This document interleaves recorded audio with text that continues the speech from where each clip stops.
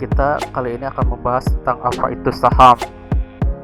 Nah, jadi saham itu menurut Bursa Efek Indonesia atau BI, saham adalah tanda penyertaan modal dalam suatu perusahaan atau perseroan terbatas.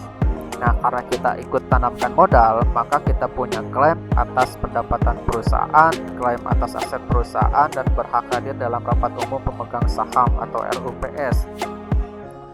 Kemudian bahasa sederhananya, saham adalah semacam bukti kepemilikan seseorang atas sebuah perusahaan atau badan usaha. Jadi kalau kita punya instrumen ini, berarti kita menjadi bagian dari pemilik perusahaan tersebut.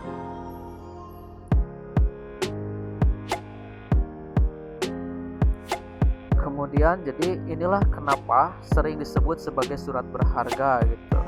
Karena menjadi bukti sah kepemilikan seseorang atas sebuah perusahaan. Nah, sekarang kita akan bahas bagaimana saham bisa mendatangkan keuntungan. Karena sudah jelas ketika kita membeli saham berarti kita mencari keuntungan, bukan untuk mencari rugi. Nah, keuntungan dari saham yang pertama didapat dari dividen.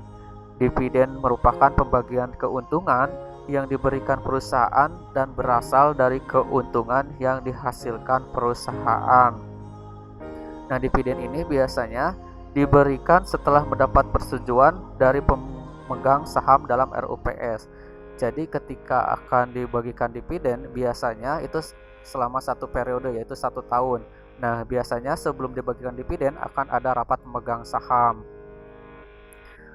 Untuk kemudian yang kedua, adanya capital gain. Nah, capital gain ini merupakan selisih antara harga beli dan harga jual. Capital gain terbentuk dengan adanya aktivitas perdagangan stok di pasar sekunder. Jadi misalkan begini, seorang investor membeli stok ABC dengan harga per lembar saham yaitu sebesar Rp3.000.